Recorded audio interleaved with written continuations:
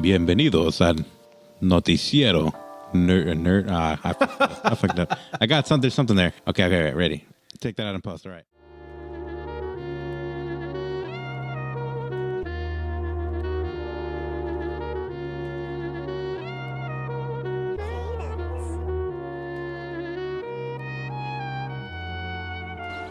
Isn't that a wonderful beginning? Yeah, it's really good. What is this? Are you trying to trick me? Wait, just wait. When's it get good? What's up there, little homie? About ready to do this? Yeah, man, I'm ready. In this world, if you can't swim, you bound to drizzle.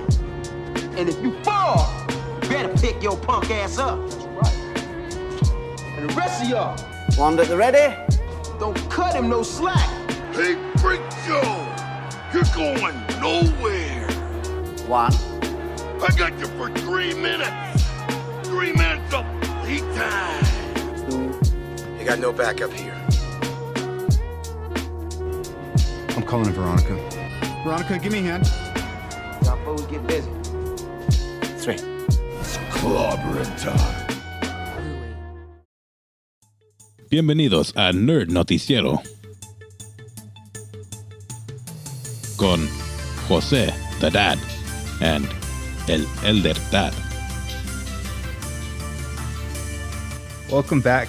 We are the Dadless podcast group. I am the elder. Now that we've taken the SAP button off, he is Jose the Dad. I'm Jose the Dad. Still debating whether we should keep that one for the intro or not. We'll see. If we don't keep it, you're going to always wonder what the intro was because you didn't hear it. Well, yeah, But we'll include this conversation. we will. You'll what were they talking about? Welcome back to the show. Thanks for joining us. Thank you for tuning in. Quick episode. Apologize for the lengthy time in between recordings, but for now, I have a couple things that I want to touch on with Jose while I have him. First of all, for those of you who are fans of Game of Thrones, HBO has announced that there is a show that will be premiering August 21st, and it is a prequel to Game of Thrones entitled, oh, what the fuck is it? What? You're wrong. It's Full House. House of Dragons, Full House. The House with the Dragons. To my knowledge, well, still within the Game of Thrones universe, but it is heavily set around like the Targaryens. Yes, it's a prequel. I believe it focuses on the, what I believe they call the Dance of Dragons, where it was basically a lot of internal fighting between the Targaryens and the fight for power. I thought that alluded to like the incest within the family. I mean, there's a lot of that. I mean, it's like, they had all of it, so it's more like who's going to rule, the brother or the cousin? Wait, he's both. It's something like that. Like there's like factions within the family, and they all have dragons and shit. So as long as Dan and Dave stay off this show, we should hopefully have a good ending. Star Wars, right? Yeah. That's what they left for? And then they didn't even get to do it Yeah. because they messed it up. Hey, look, guys, I understand. Thank you for making the show come to life, but also fuck you for half-assing it at the end. Come on, guys. What a letdown for everybody.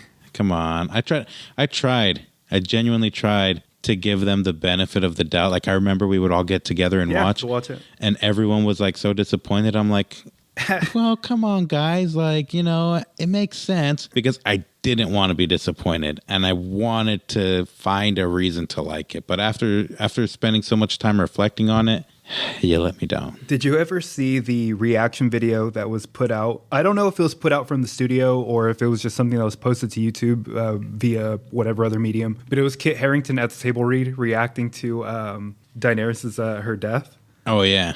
Fuck. And he was like, what? Like mouthing it. He was like, the fuck do you mean? Her watch has ended. Standing before the Iron Throne, Dany steps forward and kisses the man she loves. A perfect kiss. Their eyes closed, his hand behind her head, her hand on his cheek. Dany's eyes open suddenly as she draws a sharp breath. We see Jon with his hand still on the hilt of the dagger he just lodged in Dany's heart. Her strength leaves her and she collapses to the marble. He keeps her in his arms and she falls, kneeling down to the floor beside her. He looks down at what he's done, terrible and necessary. End of Game of Thrones.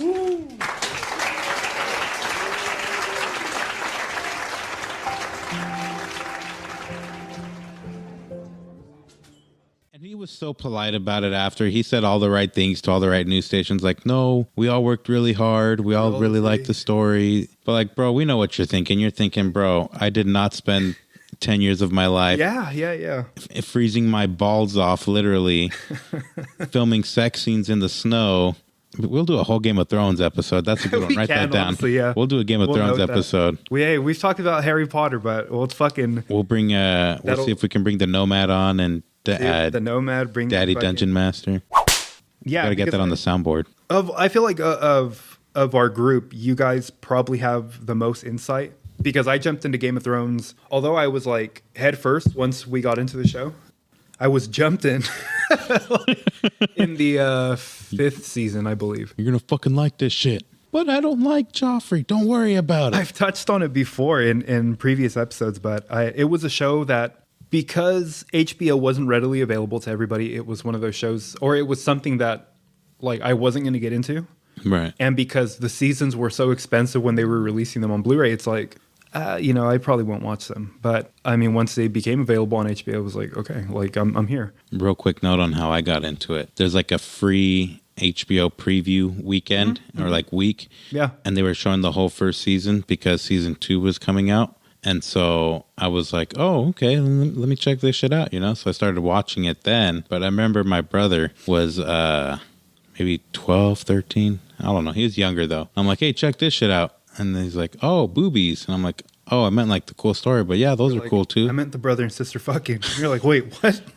But like, so we both ended up liking the show. And then so we watched it from early on, and we would like get HBO just during the season, and then take it off after.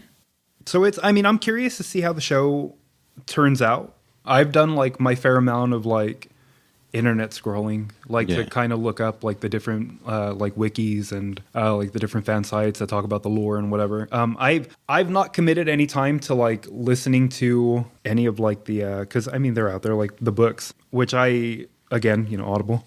I love you. I can commit to jumping in that way to get better familiar with the world, but you should. It's pretty good. That's what I've heard. Yeah, is that they are like generally good. The audiobooks are really good because the voices, like the narrator makes or breaks an audiobook. Like I really like the Hunger Games. But the audiobook, they're like, the narrator's like, not to hate. It's just like, you have a certain way you hear it in your head. Sometimes it doesn't line up, right? So, the Hunger Games narrator sure does a great job. Just for me personally, it doesn't line up with how I read it in my head. So it makes it hard to listen to a little bit. Yeah. But like Game of Thrones, bro, it's like you're listening to the show. Like the voice they have for Tyrion and everyone is like spot on. And it's pretty good. So I do recommend checking it out on Audible. I probably should. And like if you get 1 credit a month, then you try and make your book last the whole month. So, which also, to touch on Audible, just got done with Deathly Hallows. Hey. Yo, powerful. Not my daughter, you bitch. What a fucking... That whole kind of like third act is fucking tremendous, dude. So much better than the movie. Yo, powerful Jim Dale. Powerful. Yeah. The one that I will say that really got my attention, and I've talked about it before again, is the Witcher series. Yeah. Amazing fucking dubbing. And the audio drama for The Sandman, so far volumes 1 and 2, are fucking amazing. And Sandman has a full cast.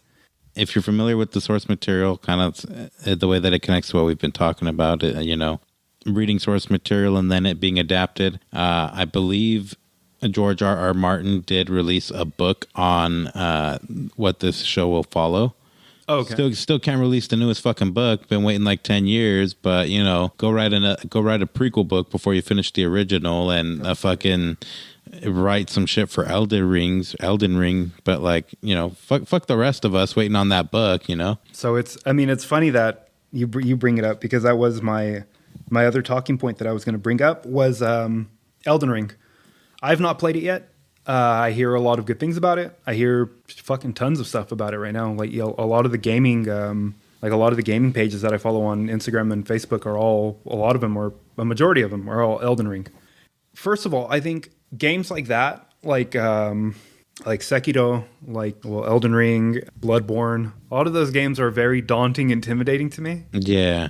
Or, even to take it back to like Resident Evil or like Silent Hill. A lot of those fucking games are very intimidating to me. And that playing style is very intimidating to me. But I hear so much good shit about Elden Ring. And I see a lot of cool shit, like a lot of playthroughs, a lot of like real cool fucking moments. Have you guys played it at all? Like you or Danny? No, we haven't played it. I thought about buying it, and then Danny was telling me like, "Hey, like I don't know if you want to necessarily buy it just yet." And I'm like, "Oh, why?" He's like, "Because based on what I've seen, it's similar in the vein of the previous games. It's pretty difficult. You're probably gonna rage quit."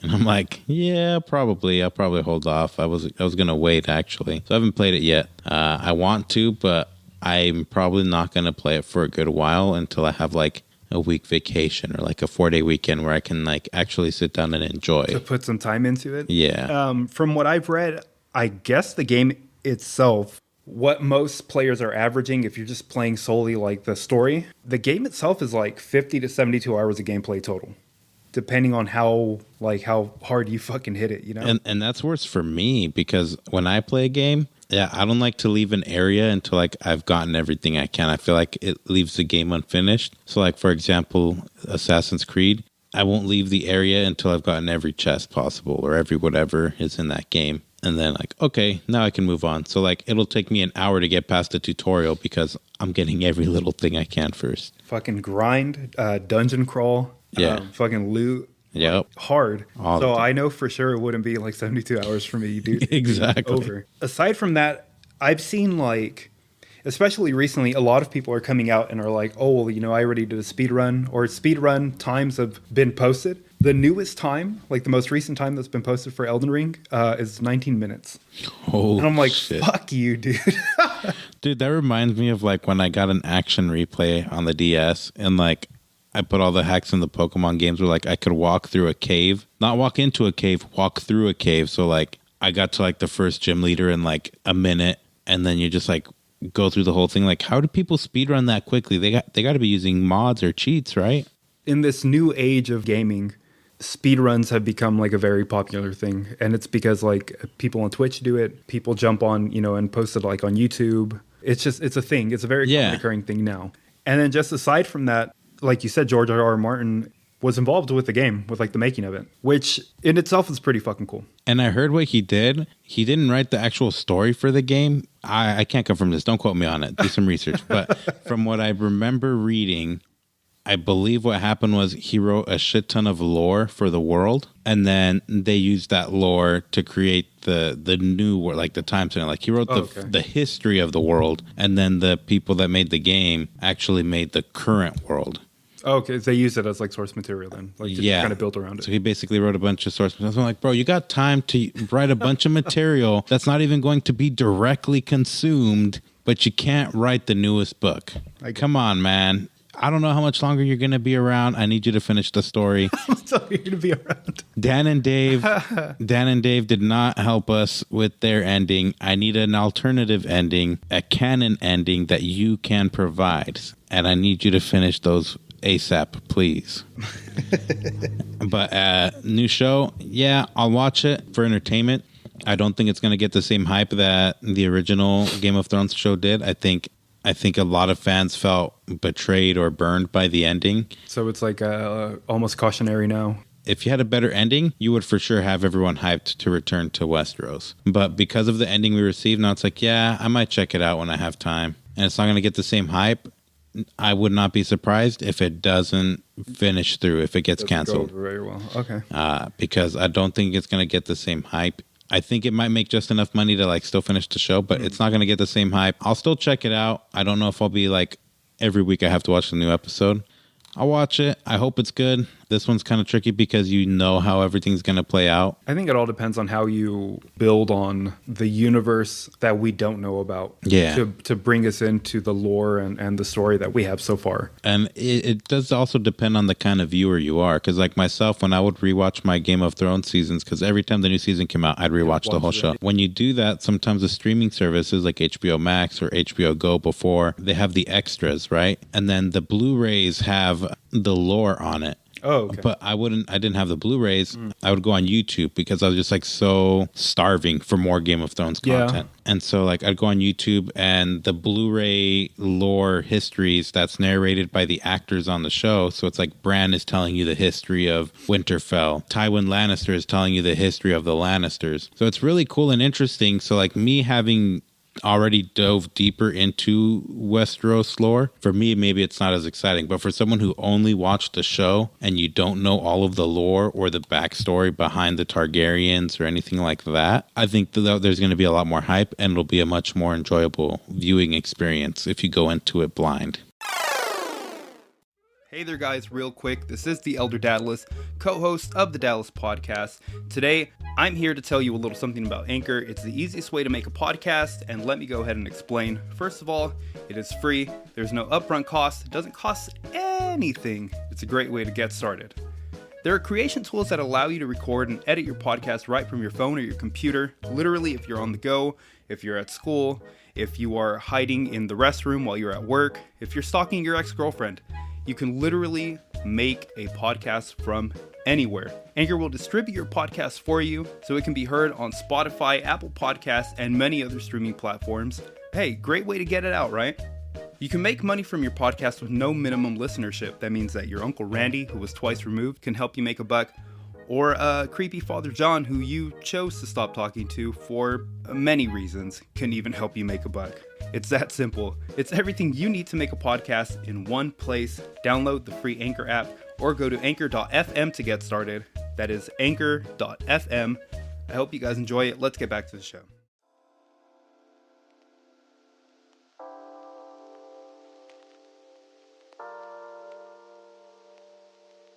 The other thing that I wanted to touch on, I mean, there's a few, but Hogwarts Legacy is also slated to come out in 2022. Yeah. Later in 2022, but that's going to be an open world RPG, and it's based within the universe that we have, or that they're building around Fantastic Beasts and then the Harry Potter universe. I'm real fucking excited about that game. It looks good. I'm a little nervous, but I'm excited. Hope it's going to be a good game. I'm trying not to get my hopes up too high. Yeah, that's the hard part about a game that, I mean, because you can go off of, trailer itself, but once you get in game, that's like, just as an example, the game Anthem, it was a first person as well, but it was slated to be like the next fucking big thing. And then when it had dropped on PlayStation and Xbox, it was dog shit, dude. It had like such bad fucking reviews from everybody. The servers were crashing. Gameplay was garbage. It went over bad. And now it's like a free game on Game Pass that you can get. And it's just one of those things that's, you never know how it could turn out. It's kind of like, from what I've heard mixed reviews about it, but it's like based in the Skyrim universe. Elder Scrolls? Elder Scrolls Online? Yeah. Like, I've heard that's, like, that had a few, like, it's either you fucking like it or you don't like it. Oh, Cyberpunk. Cyberpunk, yeah, was a big one. Like, it got so hyped and people were rushing them to release it, and they released it incomplete for PC first, I believe, right? I know what I was aware of is, like, the game was too powerful for like systems. Like, it probably was like ahead of its time, geared towards like PC gaming, but the consoles that we have just weren't keeping up with the game itself, and so it was like crashing and graphics were terrible, and then they had to like dumb it down. Oh yeah. To like even out, on the back end, and so that's when people were like, it's still not that great. I hear it's not that great. I don't know. I've never played it because a few of our fucking guys that, we talk to, it's the same thing. Like, they've had it and they're like, no, it's good. It's just, like these hiccups kind of overshadowed it. Yeah. I would hope that it's fucking great. I would hope that it's fucking amazing. It's apparently from a video that I've seen, like an updated video, you'll still be taking classes, and there's an overall story. There's a lot of adventuring within the world. That's what I was wondering. Is I think the biggest part for me about this game is going to be the story. It's kind of an odd setting. Like, a lot of games in the 1800s. A lot of games that we play in general, like especially story-driven ones, are like, okay, the point of this game is you're in a battle zone, you're shooting at each other. So there's like a lot of like stories or a plot to the, even if it's not story-driven, there's a plot, there's a point to the game. And for me, my biggest hesitation is like school. how can you turn that into a game? Like Harry Potter games, they have the story of Harry Potter. Yeah. But this is a non-Harry Potter game. Like, I mean, it's Harry Potter, but like, obviously it's the Wizarding World, not Harry Potter. What's the story going to be? What's going to be the point of the game? Is it just going to be like, get through Hogwarts? Like, are there transitions? Are you starting as are you getting your letter and then you're getting on the boats and then, you're working your way through like, now I'm on the carriage. Now I'm curious to see like how it's going to play out. What's the point? Like, is it like a slice of life type game where like, I want to be an R, so I'm going to go through all 7 years. I'm a herbologist. And then like, because it is an RPG, like, how's that going to work? Is there going to be online play? Like, I can only imagine that there's online play. So there's like a lot of aspects that are still question marks. I would hope that there's dueling. That would be interesting. I've seen gameplay of dueling going on, I think, like in game. Mm-hmm. But like to have a certain online aspects, I would hope that you could duel. I'm excited because I fucking love Harry Potter. Oh yeah, and the Wizarding World. I'm hesitant with my excitement because I don't know what it is yet. As far as like franchise games, and when I say franchise, I mean it in the sense of like books, basically. Yeah. This is something second to like Lord of the Rings for me because I'm a fool for a fucking Lord of the Rings setting, like a fool of a took. A fool of a took. Fuck yeah, dude. I'm a fucking good old frogfoot, if you ask me, man.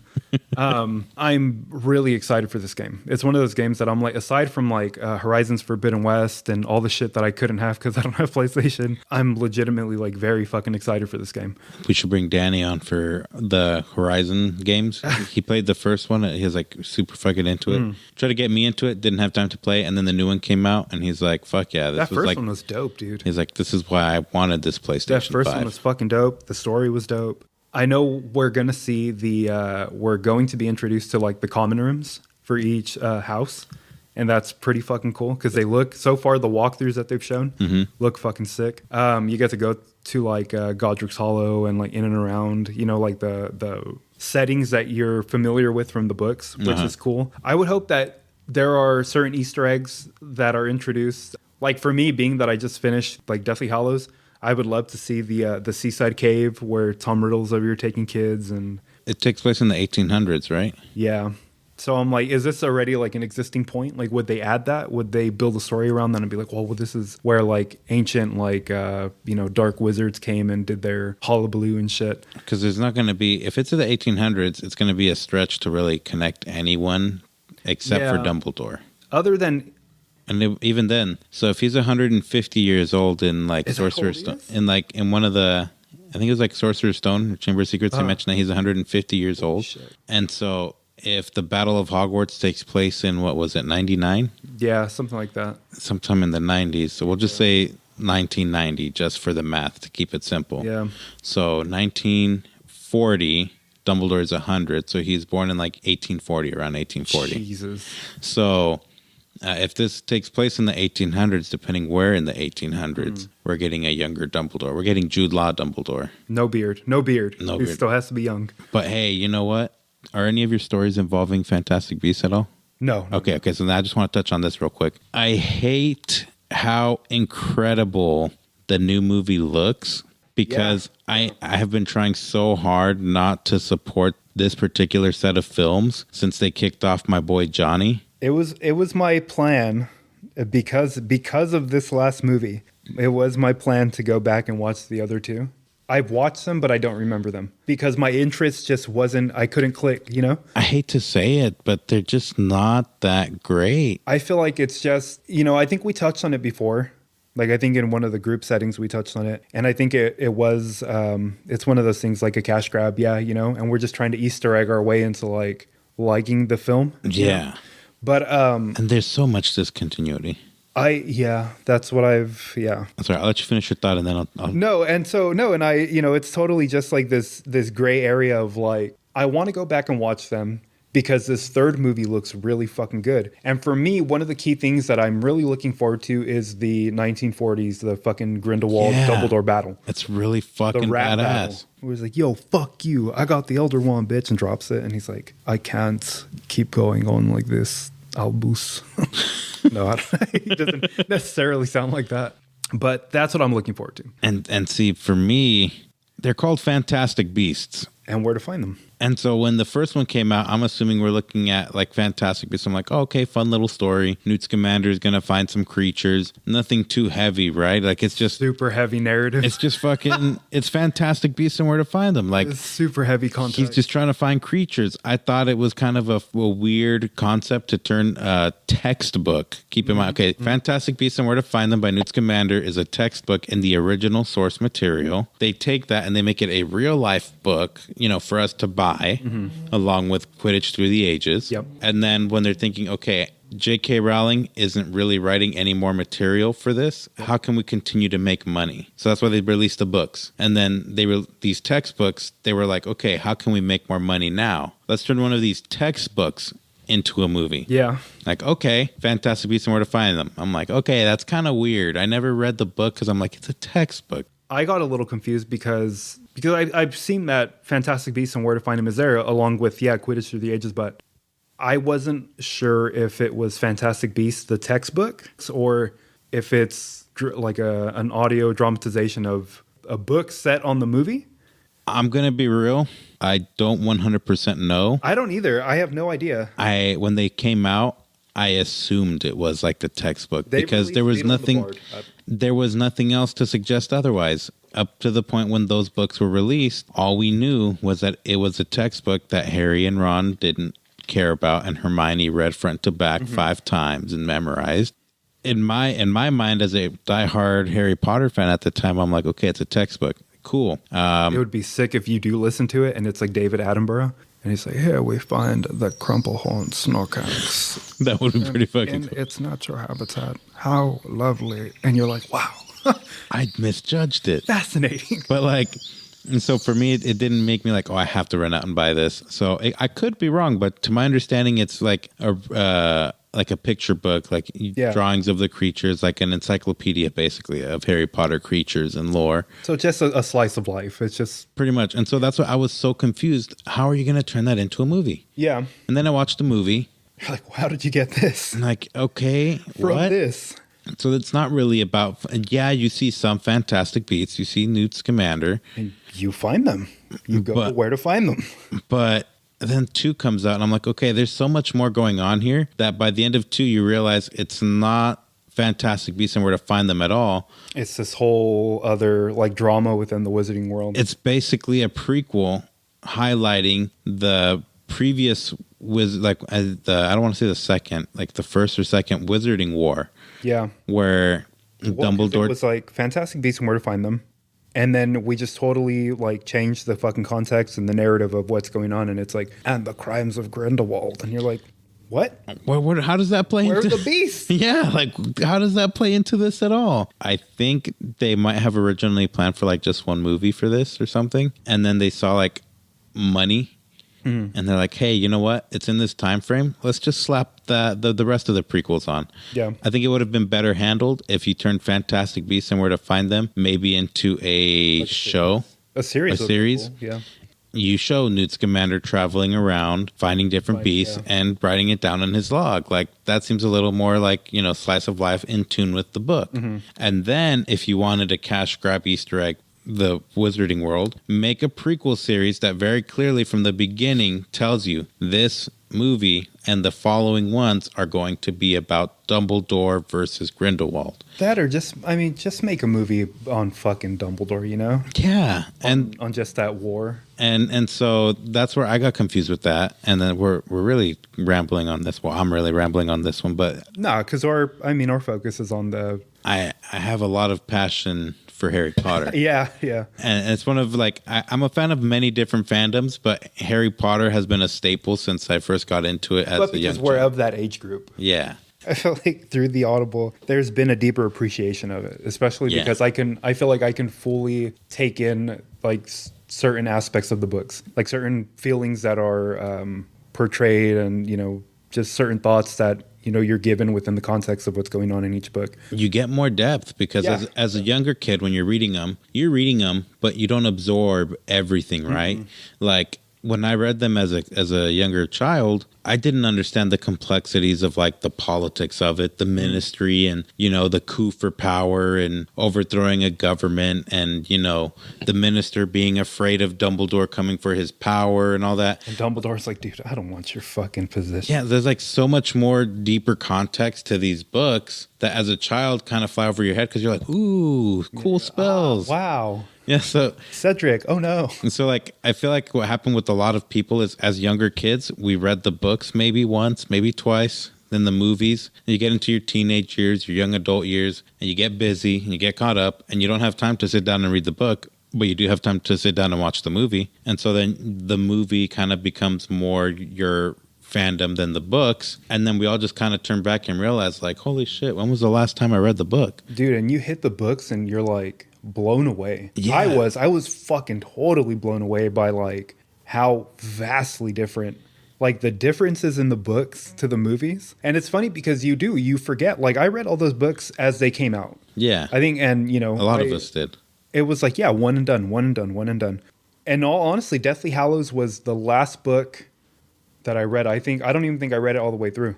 Because I do remember, like, I remember the beginning and I remember the ending of the book. Yeah. Because I remember I was like, why the fuck did he name his kid like, Albus, Severus, Yeah, Percival, Ronald. I was like, what the fuck? Fred George. But now Arthur. I went through and just, completed the initial series and I was like, yo, this is fucking crazy. You get a much deeper appreciation as an adult reader. There was, and that's why, to bring it back around, I'm so excited about this game. Because I can only imagine like what I imagine in my head, is kind of like where I'm going in this game. But because we don't have enough to go off of, other than like small, like shots of it through trailers and whatever, that's where I'm like, oh, fuck. But I hope like this is in here and I hope this is in here. And then like to kind of top that off, because you'll have your choice of house, what house will you go with? It might have been more fun if they did a quiz.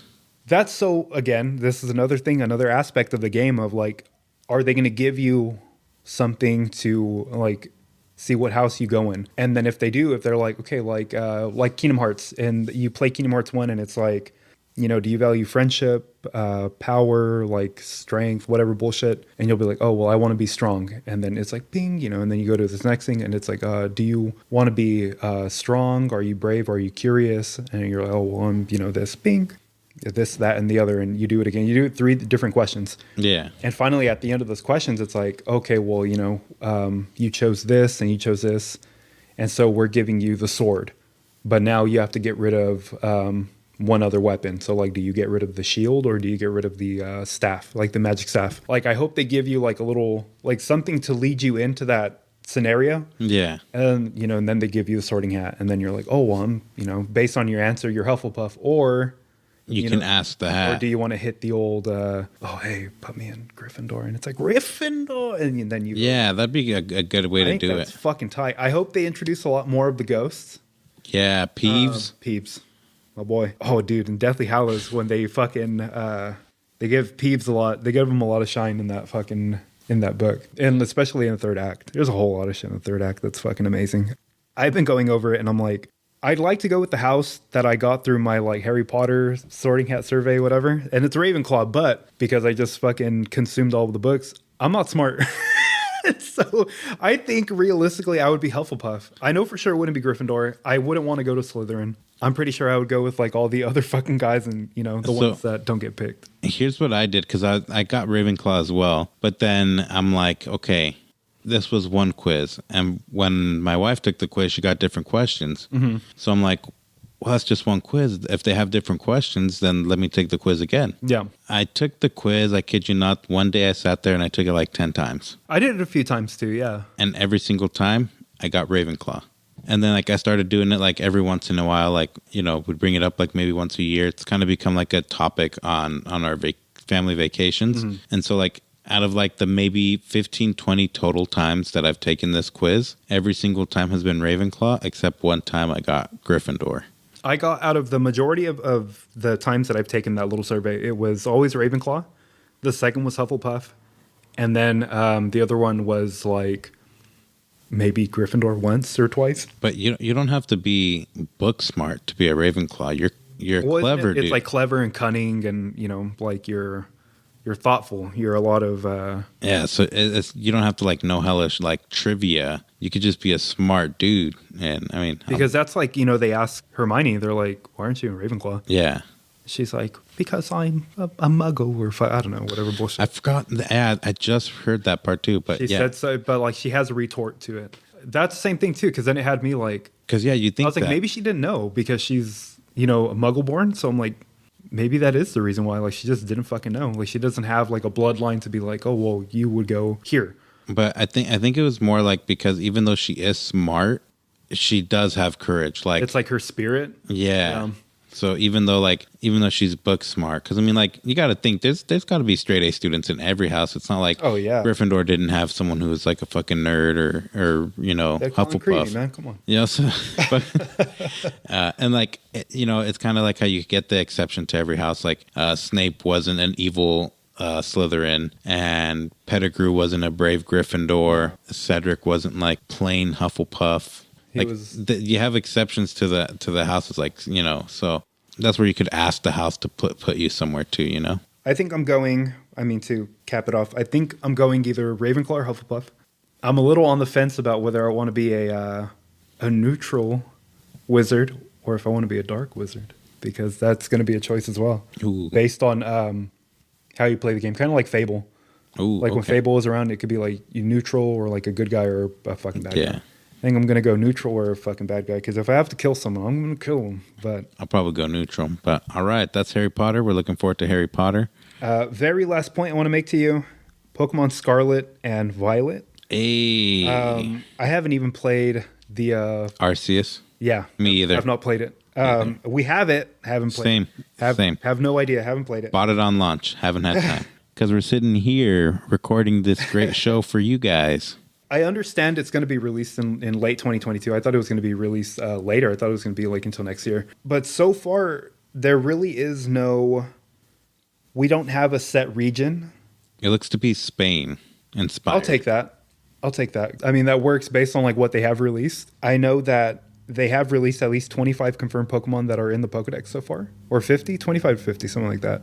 There's articles about it. But I mean, my obvious question, like, are you excited? Do you look forward to it? Is it more so the thought of like a new adventure within this franchise? There have been 2 times that I have not been all hype and all in on Pokemon. X and Y? Surprisingly, no. That's what drew me back in. So I played Black and White, and they were okay. A lot of people really loved them. I didn't like the fact that like the climax happened during the Elite Four. I'm used to like the whole like storyline being resolved before the Elite Yeah. Four, so then I go in and And then kick the ass. Elite- So I didn't necessarily like that aspect because it's like you get the legendary, but like I get him right before the champion. Like, what do I use him for now? So I didn't like that, and the storyline didn't really draw me in. I played it once, and this was like in the height of my teenage angst. So I was like, yeah, I don't think I'm gonna like. I'm kind of out of Pokemon now, so I didn't get Black or White 2. So that's one. Black and White 2 were the ones that I wasn't like, oh fuck yeah. Yeah. X and Y drew me back in because like, oh, 3-dimensional, finally, like Yeah. the graphics. This is what I've been wanting. We had X and Y. So I bought X and Y, and then Sun and Moon were the other ones that I wasn't super hyped for Sun and Moon I didn't play. because I was like, no gym leaders, what? Like, Yeah. what's the point of this? You know, Well, like that was, it's always been gym leaders. Alolan, right? Yeah, and so with that one, I ended up playing it anyways, and like it was okay. I didn't hate it like I thought I was going to. Like it's an interesting gameplay, Yeah. But I wasn't super hyped for that one. And then I didn't like that in that one you had like the beasts that aren't Pokemon. Yeah. Like, what is that? Like, is it a Pokemon or is it not a Pokemon? I don't like this beast thing. Like, I didn't like that. I didn't play Ruby or Sapphire either when they came out. That was like the peak, I think, for us, honestly. Like the Omega Ruby and Oh, those. those. Then Yeah. the reboots. The reboots. I didn't play those. I played the reboots. I played very little of the previous game to Legends Arceus. Sword and Shield. I played it through once. So I thought I was gonna be really into it the way I was with X and Y. X and Y, I think just because it was a new thing. Yeah. It was a new setting and like graphics. new mechanics and whatnot. Yeah. Because that one had me like I was sucked I was into in, that dude. one. Yeah. I was in. Which it surprised me that a lot of people had hate for it because I really enjoyed it. I think because it it was just easy. Everything was given to you. That was the real jump in difficulty. Everything was given to you. Like from Game Boys, you had like fucking hella difficulty. Like if you can't read, you're fucked. Fucking all kinds of shit. And then like even if you can read, there's like no instructions. You're like, what the fuck do I do? And then like I can't get past the guy. He wants his coffee. Yeah. Where do I find coffee? I'm thinking I have to find this dude a fucking cup of coffee. You get really difficult from the beginning, and then you kind of lower in difficulty a bit with like the next gaming system with Game Boy Advance, Ruby, Sapphire. Mm-hmm. They weren't easy, but they weren't hard. You still had to grind. But they were still engaging. Like from Gen 1 to, I want to say maybe Gen 4, because everything past that, it kind of missed me. I don't know. It was just like the engagement wasn't there for me. Like for me, Gold and Silver was a game changer. Aside from Gen 1, but then like Ruby and Sapphire was a whole another thing. But the introduction on like the DS that got me and that had my attention, I was like, holy shit, like this is fucking crazy. My engagement was gone with like Black and White. Yeah. I couldn't get into it. That was me too. Up until like X and Y. But it was like a whole brand new. And even though it was super easy, at the same time, it's like, you know what? I got so much shit going on in life. If I had to grind, I probably wouldn't have finished it. So like in a way, it helped me get back into Pokemon and enjoy Pokemon without having to worry about raising every single Pokemon individually. Mm-hmm. So like, it's easier, but at the same time, like I play for the nostalgia. I'm not really playing for like a huge challenge, you know? So like for me, I don't mind. It's just the fun is honestly the collecting part and owning the NPCs, because I suck at all other video games. So it's kind of like my own little shell to enjoy games. So I'm excited for the new ones. I know, that's why I wanted to bring it up, because I know like you're deeper in the franchise than like probably I am at this point. I like it from afar, the same way that I enjoy like Dragon Ball Z, but at the same time I'm not like deeply invested in the franchise at this point. Yeah. And then like the one thing that I did want to bring up, what do you think about the starters? That was what I was going to touch on next, was like, okay, so because obviously we don't have a lot of information yet. No, we have Sprigatito, which is like a grass cat. Fuecoco, he's an alligator or a crocodile. Yeah. Just a little fat crocodile. And then we have Quaxley, which right now is my main that I'm going to go with if I even get the game. But I'm going to go with Quaxley. So I like the starters. I like the design. Hopefully we finally... I don't like Fuecoco. I hope we avoid firefighting. Please avoid firefighting. I feel like, just based on looking at it, just on face value, I'm going to guess fire ground. Sprigatito, I know the main issue that everybody's having is that it's not going to stay a quadruped. It's going to end up being stay quadruped. Like anthropomorphic in some way. Please stay quadruped. I think that's funny as fuck, dude. I think that the meme culture and everything that's been built around like just that issue is super fucking funny. But Quaxley right now is the neutral, and he looks like normal to me. And so I'm like, okay, like I'll roll with Quaxley until he ends up, turning into like a fucking fighter jet or something. Quaxley might be, I'm going to guess, maybe water flying or something. Probably like Pelipper or something. Yeah. But anyways, so I'm liking it so far. I mean, we don't have a lot. I like the designs. No, we have hardly anything to go off of. I like the designs, and I like the Spain theme. That'll be cool. Because, obviously every gen has like its new region that it's inspired from. I hope that with the new games, they take the feedback from Sword and Shield, what people liked, what they didn't like. Because no matter what, I can already see it. Once we get a trailer, you're going to get a shit ton of people complaining, because that's what fandoms do. They complain. They never not complain. So you're going to get a lot of hate and complain for the game before it even drops. Mm-hmm. And then it's going to drop and everyone's going to buy it. And regardless of what you think about it, Game Freak doesn't give a fuck because they got their money. And that's the issue. I think like you're never going to get improvements, a lot of improvements, because regardless of how much you complain, you're still buying the game, and that's what they want is money. Yeah. And at this point, because you complain about every little thing, they don't take it seriously. They know that you're going to complain, so they're not going to take your criticism seriously. Whereas if you were more like, oh, we love this shit, and then like, except for this one little thing, then you'd get the Sonic treatment. Those are my thoughts. I hope it is a good game. I will buy it, as I have bought every game except Black and White 2. Will you be playing mounted or handheld? Or a little bit of both? A little bit of both. Sometimes I would love to play all of them mounted, because, Pokemon on the TV was the dream. The actual main storyline being on the console was the dream for the longest time. So I like to play mounted. Realistically, I'm going to have to play handheld to complete the storyline. So I'll be doing both. this was cool. Yeah. So we got the to recap our episode, we had the Game of Thrones. So Game of Thrones going to be good. Hopefully, not as hyped for obviously, but we'll see what comes.